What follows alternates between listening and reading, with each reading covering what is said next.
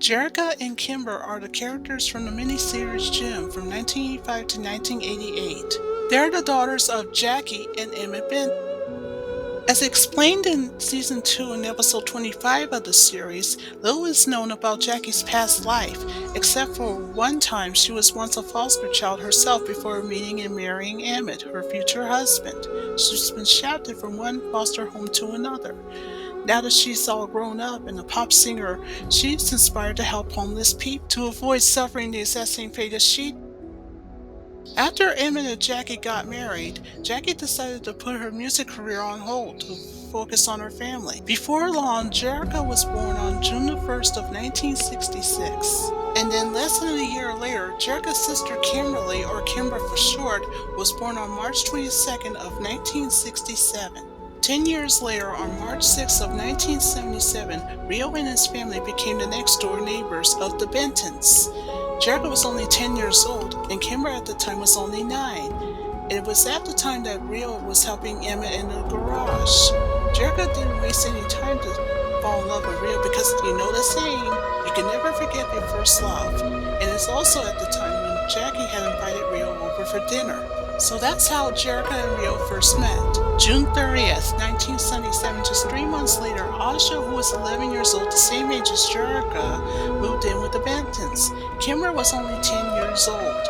In fact, at first the Benton sisters didn't like her all that much, but in time they learned to accept her as a family member.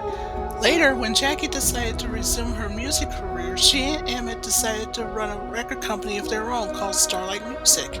At the same time, Emmett decided to launch a charity known as the Starlight Foundation, and it's been a charity ever since. 5 months later, on November 13th of 1977, Shana, who was 12 years old, moved in with the Bentons. April 29th of 1978, when Jerrica tried to get Rio's attention when Asha was watching him fixing the lawnmower, she miserably failed, so she decided to run to her mother Jacqui to get some advice from her. And what was Jacqui's advice to Jerrica? Well, to make sure that Shana will fit in, but in the meantime to give Rio a chance while doing so. So, Jerrica did what her mother said to do and gave Shana some lunch so that she can fit in. June 6, 1978, when Jerrica was 12 years old and Kimber was only 11, Jacqui was at a sold-out show. So thanks to Emmett with Rio's help on the way, they decided to record some master tapes for her. August 13th, 1978. Leela, who was the oldest of the Starlight girls, moved in with the Bentons, and Kimber liked her right away. September 5th, 1978, Jacqui and the girls were up in the treehouse, and they made a pact with one another about friendship and everything else. What's even better is that they drank lemonade to seal the deal. Sadly, tragedy struck on January 31st of 1979. Jacqui at the time was going out of town. Now Jerrica, who was emotionally distraught, didn't want her to leave. But little didn't Jerrica, her sister, and everybody else knew that it would be the last time they ever saw Jacqui alive. Then finally, Flight 909 crashed during a thunderstorm, and Jacqui Benton was soon killed. After Emmett had heard the bad news, Jerrica, her sister Kimber, and of course their childhood friends are left devastated. February 8th, 1979, just less than a month later, Jerrica, her sister, and her childhood friends went to see Emmett because he wasn't even sure if he can go on without Jacqui anymore. They told him they'll do anything for him, under one condition, if he promises never to give up on them and to never send them away no matter what. Now encouraged with the girls' support, he was inspired to give them a mentor. May 31st, 1983, just 3 years and 4 months later, Emmett went right to work by building a computer named Synergy.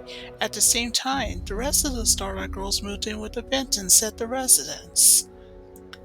November 9th, 1983, just 6 months later, Emmett had made a breakthrough with Synergy, but there's a problem. He needed a quieter and a private place where he can work, and then before long, he found a place. May 6, 1984, Emmett decided to purchase an old Starlight drive-in that has been abandoned since. And at the same time, the reason why he's doing it is because he wanted to protect his invention, at whatever the cost. May 11th, 1984, Emmett needed someone who could work at the record company for him because at the time he to see the doctor. May 21st, 1984, Eric Raymond became Emmett's assistant when he got hired. Jerrica was 17 years old. It was at the time that Rio was at the engineering school for the summer. June 23rd, 1984, just more than a month later, when Rio came back, Jerrica was 18 years old and Kimber was 17. It was also that Eric had picked up some paperwork for Emmett, and that's when, by accident, Jerrica made a stupid decision. And what was that? Well, for Jerrica to make Rio jealous, of course, by using Eric. And so, when Jerrica tried to stop Rio from leaving, she felt guilt-ridden for making this terrible choice. But luckily for Rio and Jerrica, they made up a couple weeks later. July 1st, 1984, Synergy was almost finished, so all Emmett needs is an image that will match up his late wife's recordings and likeness. But at the last minute, he couldn't bear that image because the resemblance became too much, so he decided to change it. July 5th, 1984, Synergy was born, and of course even better, Synergy can be everything for the girls: teacher, mentor, guardian, advisor, and everything else. But Emmett knew that he didn't have much time to live. February 2nd, 1985, before Emmett passed away, he made final preparations for his daughters, their childhood friends, and of course the Starlight girls. At the same time, Emmett decided to make Synergy reveal herself a little bit later. Finally, 3 months later, on May 30th of 1985, Emmett made one last final gift, the Gemstar earrings for Jerrica. Then he said in his diary that only Jerrica can have Synergy, and he will give the earrings to her personally. Sometime later, Emmett Benton passed away when Kimber was only 18 years old. As for Eric, he'll eventually begin his quest to get his hands on Starlight music even after Emmett's death. He'll do whatever means necessary if he had to pull some strings on the way. On May 31st of 1985, during Emmett Benton's funeral, those who knew him were Jerrica, her sister, their childhood friends, Rio, and the ever-ruthless Eric Raymond are ready to leave. And when Eric approached Jerrica, who was upset, he told her if there's anything that she needs, he'd be there. But the only person that's more supportive than Eric is in fact Rio. After the funeral, everybody went to the Starlight house, where everybody was fixing up and cleaning up the place, except for Kimber, of course. But then things didn't go the way as planned. Upstairs in the bedroom, Rio and the girls were discussing financial issues, and they said if they had the money, they would have fixed up the place. Luckily for Mrs. Bailey, she has a suggestion for Jerrica that since both her and Kimber's late dad had always borrowed money from Starlight Music, she should head straight there. So following Mrs. Bailey's suggestion, that's what Jerrica did. Only to find out that there's a problem. Both the guard and the receptionist were replaced. In the upstairs office, Jerrica was asking Eric if she can borrow money, but he refused. And to make matters worse, he even told her that he has a plan. And what was Eric's plan? Well, to make Starlight Music the most profitable and the most powerful company of all time. And to pull it off, he told her that he has a band that can help with that. So what better way to have the Misfits to be hired for the job? Jerrica is not very happy about it at all, and told Eric that they had to leave, but Eric refused. So we have Pizzazz, Stormer, and Roxy, and they do what they know best, create some mischief, if you will. But that's not all. Eric explained to Jerrica that he is signing them up for the Battle of the Bands, which would be held the very next day. Before leaving, Jerrica was told by Eric there's nothing she could do about it, but on the contrary, she has a plan of her own. So after that, she left the upstairs office. Back at the Starlight house, Jerrica was looking in the mirror in the upstairs room saying that there's no way that Eric's taking control, not if she has anything to do about it. Luckily for Kimber, she spotted a box with Jerrica on the dresser. And when Jerrica looked at them, they're the same Gemstar earrings that both her and Kimber's late dad had made for Jerrica just 3 months before. But by the time that Jerrica puts on the earrings, all of their lives changed forever. When Synergy appears out of nowhere, she just let slip to tell Jerrica that she had come for her sister, and their friends. And so to explain further, Synergy had told the girls to follow her to the abandoned drive-in. So that's what they did. So Aja, who was driving the Starlight Express, had arrived at the abandoned drive-in that was once owned by Emmett Benton. At first Aja hesitated because she wasn't sure she should drive through the screen or not. After being convinced otherwise, Aja did just that, and inside was the secret room, and lo and behold, there's a synthesizer, and there's energy inside of it. Then Synergy explains to the girls how Jerrica and Kimber's late dad had built her long ago from 1983 to 1984. To demonstrate, Synergy had made the holograms appear out of nowhere, and of course the girls seemed to be fascinated with it. But that's not all. Thanks to Jerrica touching her earring, the girls received some clothes, some musical instruments and some equipment, and the most iconic vehicle of all, the rock and rollin' roaster. Thanks to Emmett, now that all four of the girls received all the gifts from him, there's only one thing left to do: win the Battle of the Bands. June 1st, 1985, and it's also Jerrica's 19th birthday. The Battle of the Bands went on as planned, and the guy that was running it is none other than Eric Raymond himself. Just when Eric was about to vote the winner, out of nowhere were Jim and the holograms. Eric and the Misfits were in shock. So after the song Only the Beginning had ended, Eric had berated Jim for being invited without an invitation, but Jim pleads her case to say that Jerrica hadn't already invited her. So Jim knows what to do. She made a projection of Jerrica appear to distract Eric, while Jim changes it to Jerrica for real. When Jerrica appeared out of nowhere, that's when both of them are berating each other, so Eric decided to make a bet with her that in 6 months' time, there's the next Battle of the Bands coming up, and if Jim wins against the Misfits, then Jerrica will gain control of Starlight Music. But if Eric wins, and if Jim loses, he'll gain control, so Jerrica accepts Eric's challenge. Meanwhile, Howard Sands shows up and told Eric and Jerrica that there's a prize that's even better. The mansion that he owns will go to the winner, well, that and a movie deal. But unfortunately, what nobody knew is that the Misfits were already on the mission to steal the instruments that belong to the holograms. So when Jerrica and her friends knew what has happened, that led to the car chase. But while in pursuit, that's when the roaster knew that the chase is cut short, and they were hanging over a cliff. Things looked pretty bad for the girls. That was until, Jerrica has a plan, and she told the girls that since Rio will be heading their way, so she has an idea to project Jim to stand in the middle of the road to get Rio's attention so that he could save the day. And good news for Rio, he actually did. And so thanks to Jim, Rio saves Jerrica and the girls just in the nick of time. Back with Eric in the upstairs office of Starlight Music after he read the paper about the rescue, he got upset with the Misfits. He told them that not only did the holograms receive the popularity that they earned, but as Eric says in his case, lucky that the Misfits didn't get arrested. As ruthless as Eric is, he wanted to make sure that the Misfits will win the contest in the next 6 months. And why is that? Because as anyone would tell you, that it's all part of the plan. Meanwhile, in the Starlight House's living room, all the Starlight girls are busy collecting money for the honor jar. We have Ashley Larson, who's 13 years old, Bardini or Carolyn, who is 8, Marianne, who is 9, Becky, who's the second oldest, Chrissy, Terry, Annie, Dondra, and her 2 sisters that are living in that same house. Meanwhile, in the basement of the Starlight House, while Rio was fixing the fuse box, Jerrica came downstairs and tells him that none of this would be possible if it wasn't for his help. And of course, she gave him the encouragement and the support that he needs.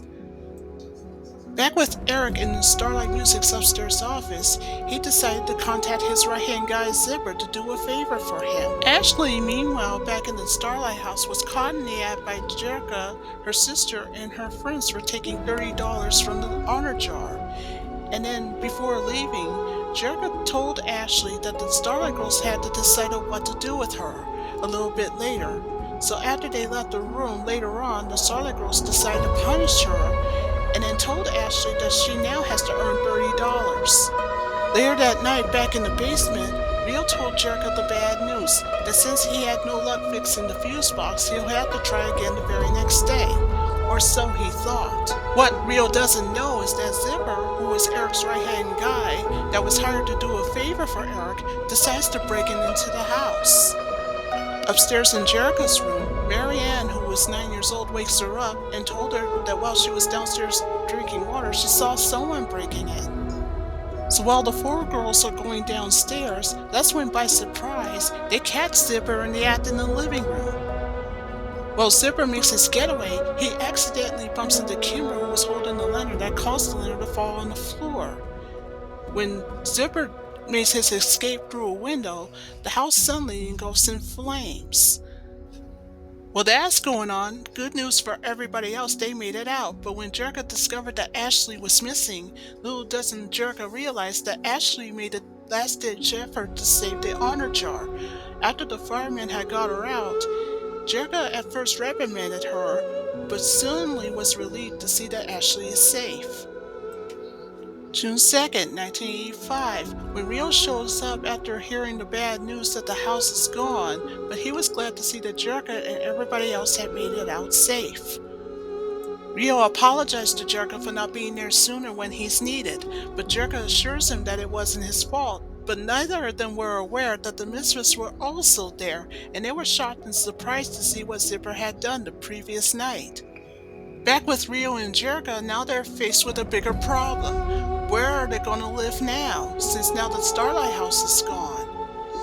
Well, that problem's been solved, so Jerrica made a suggestion with Rio to meet her at the Sands Manor. In the meantime, Jerrica suggested to find Jim. Back with the Misfits, after they found out what had happened, they decided to follow the Starlight Express first. But what Asha didn't know is that she had told the girls that they were being pursued by the Misfits. Thanks to Jerrica, who asked Synergy for a favor, that's when Synergy didn't hesitate to disguise the Starlight Express as a trash can in the alley. So when the Misfits van had passed the trash can by, that's when Stormer of the Misfits had caught the attention of Rio, who was passing them by. So the Misfits decides to pursue Rio instead. Back with the Starlight Express, it had arrived at the abandoned drive-in, so that Jerrica changed into Jim, and while her friends are changing their clothes. So with the rock and rollin' roaster, they're now on their way to the Sands Manor. Howard Sands, who owns the place after Jim had arrived, he found out what was going on. So after like a dream had ended, that's when the Misfits showed up. When Rio looked over his shoulder, he alarms Asha of the holograms to tell Jim to go hide. So while Kimber explains the situation to Howard, back with Jim, she has an idea to distract Stormer of the Misfits while she was passing her by. Thanks to the image of Jim, who temporarily got lost in the bushes, so after Stormer got distracted, it's now up to Jerrica to tell Howard the rest of the situation. And Jerrica did just that after Howard had broke up the insult trade from both of the bandmates. So when Jerrica told Howard the bad news that since the previous night that the house had burned down, she begs Howard to give them a temporary place to stay. So even though Howard agrees with Possess's protest that the house should be won after the contest, but instead, much to Possess's dismay, Howard agrees to give the keys to the mansion to Jerrica instead, and that made Possess upset, and so she pushed them into the water. Roxy of the Misfits, meanwhile, didn't hesitate to start out the bulldozer.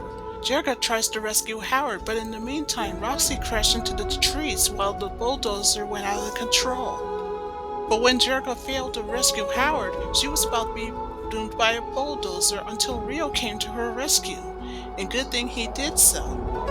As for Asha of the holograms, good news for her, she managed to stop the runaway bulldozer. As for the Misfits, after they saw what had happened, they left the mansion. After that, Howard had told Jerrica and her friends that he's getting the support from Jim and her bandmates, and he's making sure that the Misfits are never going to get their hands on the mansion.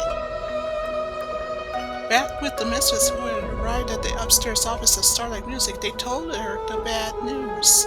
After hearing about it, Eric told the Misfits that it's going to take more than Mr. Sands just to sue him.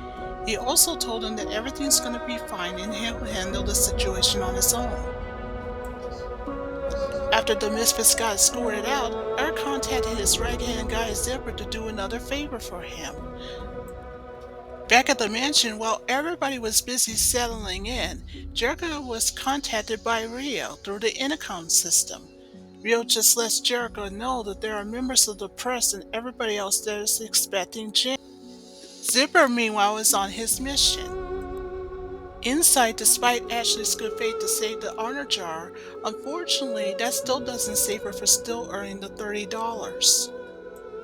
So when Ashley met up with the Misfits outside, she told them that the only way that she can let them in is if they pay her $30. So Stormer and the Misfits, along with everybody else, agreed to pay her, and so that's what they did. Back with Zipper, who was Eric's right-hand guy, who was recently hired by Eric, he decided to plant a bomb in the mansion's living room, so he sets up the timer for the bomb to explode. Back with Eric, who had parked his car outside the mansion, he tried to warn both bandmates that there was a bomb in the living room. Unfortunately, the bomb exploded.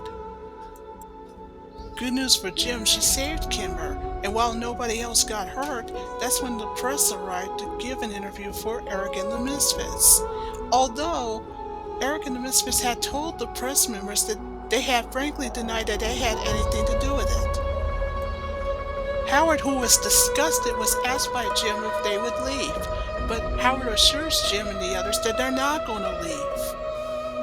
Long story short, after Rio was relieved to see that Jerrica is safe, that's when Countess DeValson shows up and invited Rio and the girls to her party on the yacht, in which they all agreed. But on the Countess's way out, she refused to invite the Misfits and Eric.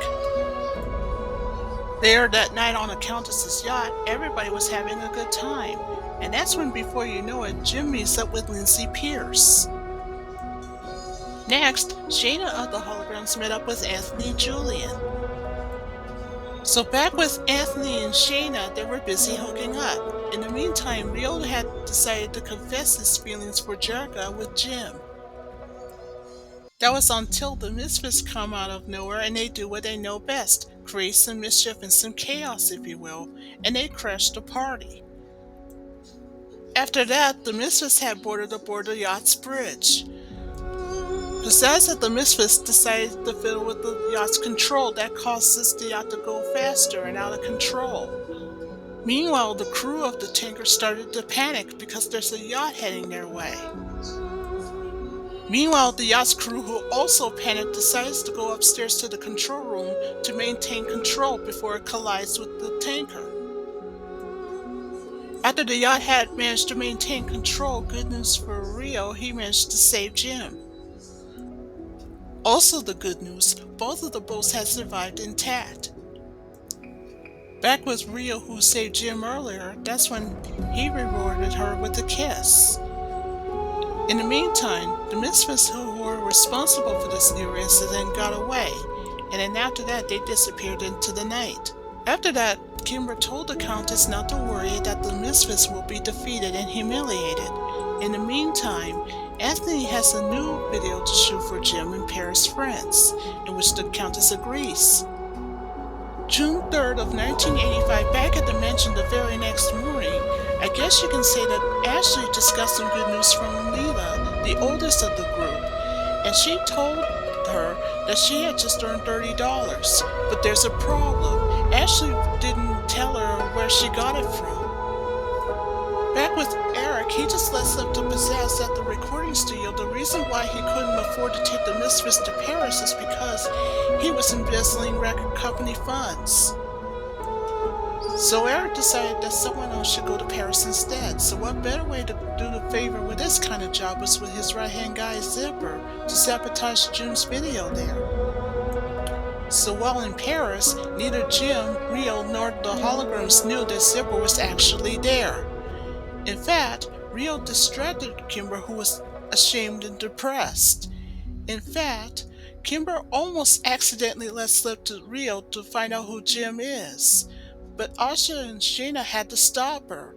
So, even though Kimber apologized and said that Rio had the right to know, so even though Shana agrees, but then tells Kimber it's up to Jerrica to decide.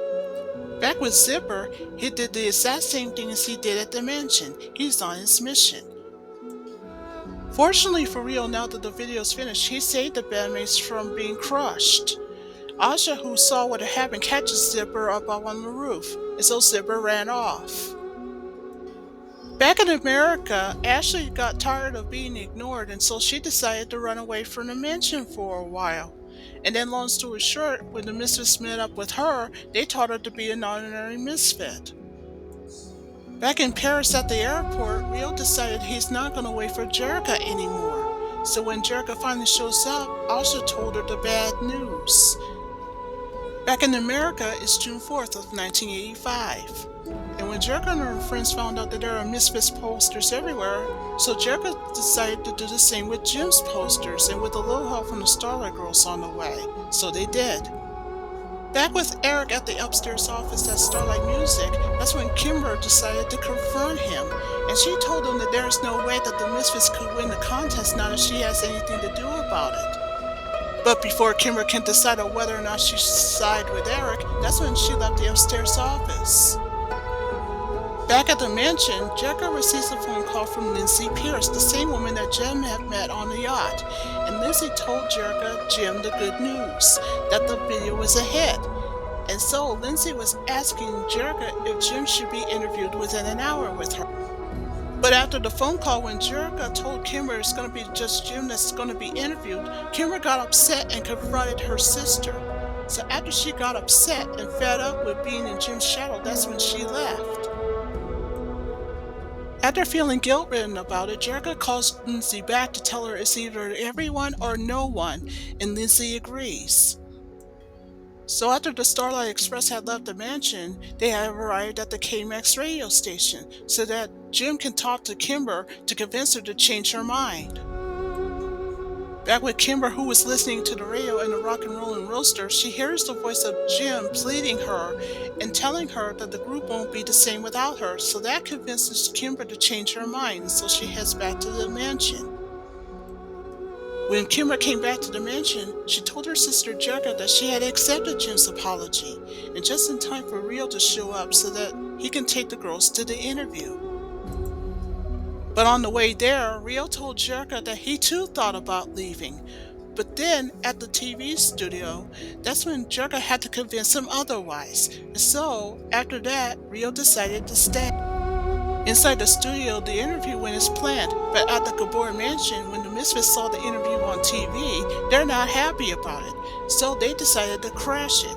So, in the Misfits van, they're now on their way. When the Misfits had arrived outside the TV studio, with them was Ashley of the Starlight Girls.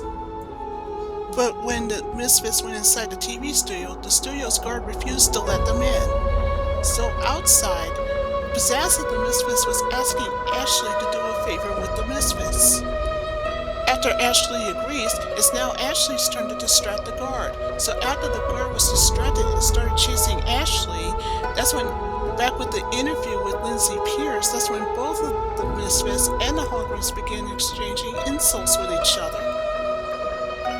When Lindsay broke up the insult trade, she decided she's fed up and told the crew to get the Misfits out. On Pizzazz's way out, she slaps Lindsay in the face. As a final insult, she elbows Rio. That result led to the equipment that was falling apart and exploding everywhere. Things looked bad until once again, thanks to Rio, with a little help from the camera pilot, he rescues Jim. After that, Lindsay suggested for Jim to rest up in Lindsay's dressing room. So while the holograms are busy finishing up the interview inside Lindsay's dressing room, that's when Rio decided to confess his feelings for Jim and told her to take it easy. But when Asha catches Rio kissing Jim in the dressing room, that's when Jim decides to confess to both Shana and Asha, and now she's left to decide on whether or not she should tell Rio, but she's confused. After the interview, back inside the mansion, Mrs. Bailey decided to discuss the situation with Jerrica on Ashley, and she had no idea why Ashley would run away so much. So, to investigate, Jerrica went upstairs to Ashley's room, and of course Kimber just lets Jerrica know that there's a visitor downstairs. So after making an assurance that Ashley is safe, back downstairs, Jerrica, Kimber, and her friends had met up with Mr. Hayes, a promoter from Las Vegas. After Mr. Hayes had signed up Jim and the Holograms to be the opening act, but what the Holograms didn't know is that Mr. Hayes has also signed up the Misfits at their apartment for them to be part of the act. But then the Misfits got upset because Mr. Hayes just accidentally let slip to them that the reason why the Misfits would be part of the act is that they paired up with the Holograms. So after Mr. Hayes was escorted out, Pizzazz of the Misfits has a plan. And what was that plan? To make sure that the Holograms will never be performing in Las Vegas in time. So what better way to do a favor with that kind of job is with Ashley of the Starlight Girls. So when Ashley shows up at the Misfits apartment, Pizzazz lets her in. And then she just asks Ashley if she can tag along with the Misfits in Vegas. So Ashley agrees. So when the two bands had arrived in Vegas, inside the casino, Jim is still all torn up and confused. Then during the Deception song, she didn't even notice the mistress that was passing her by. Meanwhile, in the dressing room, the Misfits had decided to send Ashley out on a mission. In the casino room, when Asha spotted Ashley, that's when she started chasing her. So when the two girls head outside to where the bus that heads to New York was parked, thanks to Roxy, she closes Asha inside of the luggage compartment and helps Ashley out. As the bus was leaving, things looked pretty bad for Asha, and as for Ashley, she's now feeling guilty. Back with the bus that's heading towards New York, one of the passengers got distracted because she just heard something coming from the luggage compartment. Thinking that it might be a flat tire, one of the passengers decided to tell the bus driver to pull over. So after the driver pulls over, he lets Asha out from the luggage compartment, and then Asha runs off. Long story short, back with Asha, who had ran away from the bus that's going to New York, she automatically gets a lift from a gentleman in a cowboy hat and boarded the motorcycle. But unfortunately, because of the traffic jam, Asha had to run the rest of the way to the casino, so she thanked the gentleman and runs off. In the casino's dressing room, that's when Rio had rejected Pizzazz, and Pizzazz got upset. Back with Mr. Hayes, he decided to find Jim and the Holograms for not performing, but that's when Asha shows up at the last minute. And after that, the Misfits got disgusted and humiliated, so the Holograms went to perform after all, now that Asha came back.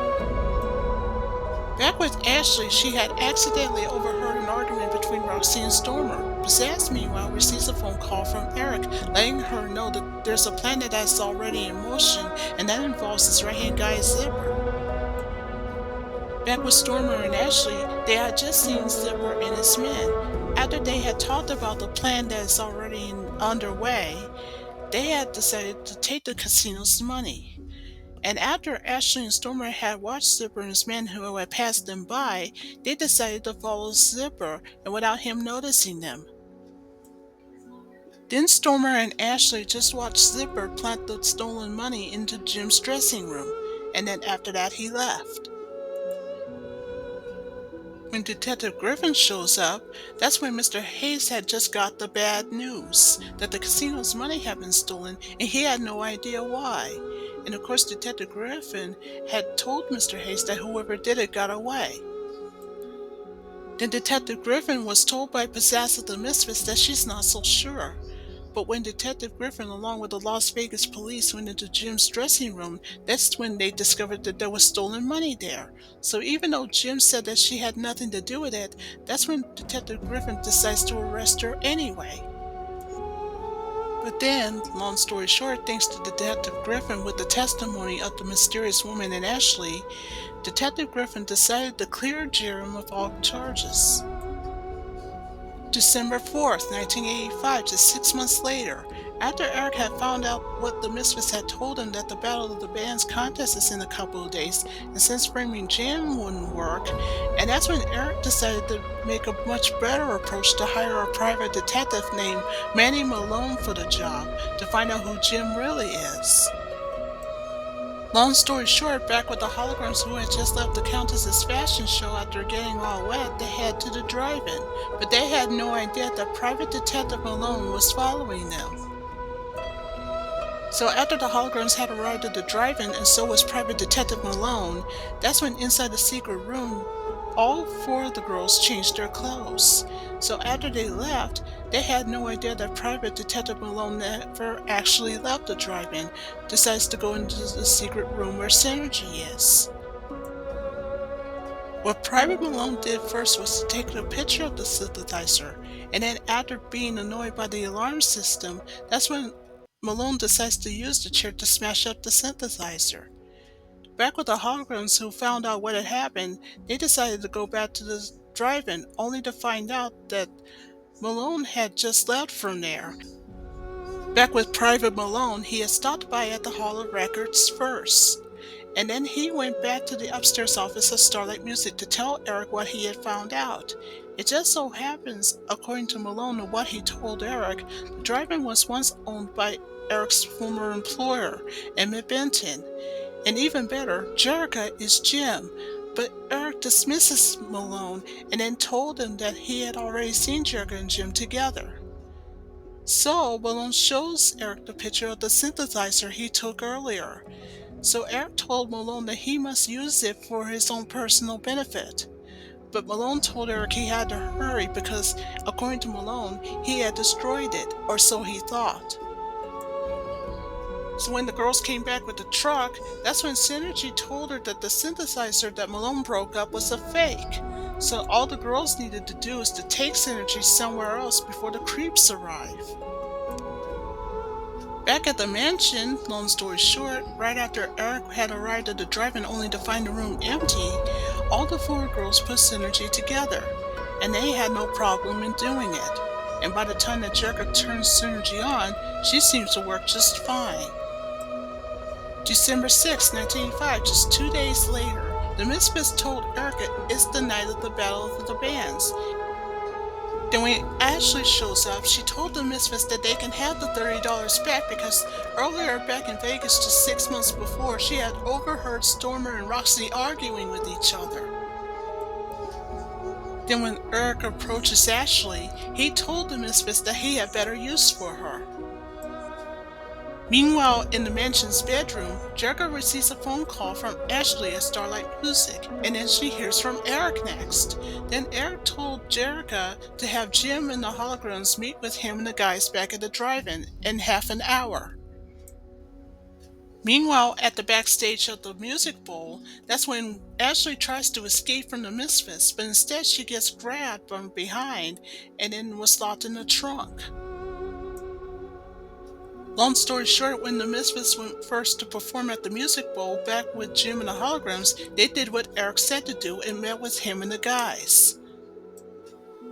Then long story short, Jim and the girls were surrounded by Eric's zipper and his men, and that's when they should have known it was part of the plan. Then long story short, thanks to Rio and the Rio police, they had arrested Zipper and his men, and Rio just rescued Jim and the girls.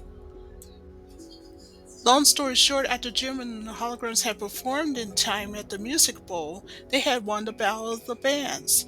And even better, Howard had told Jim and the girls that they have won the movie deal. And of course, as for Jerrica, she won the control of Starlight Music and of course the Sands Manor. Backstage, Pizzazz and the Misfits were not happy about it. And so, according to what Pizzazz and what she says in her case, now she and the Misfits are going to exact revenge. In the elevator of Starlight Music, Jerrica told Rio that she has one last order of business to take care of with Eric. In the upstairs office, Eric was ready to leave, and then he just let slip to Jerrica and Rio that the reason why he didn't get arrested is because he has lawyers that can help with that. On Eric's way out, he slaps Jerrica, and that made Rio upset and punches Eric out of the upstairs office.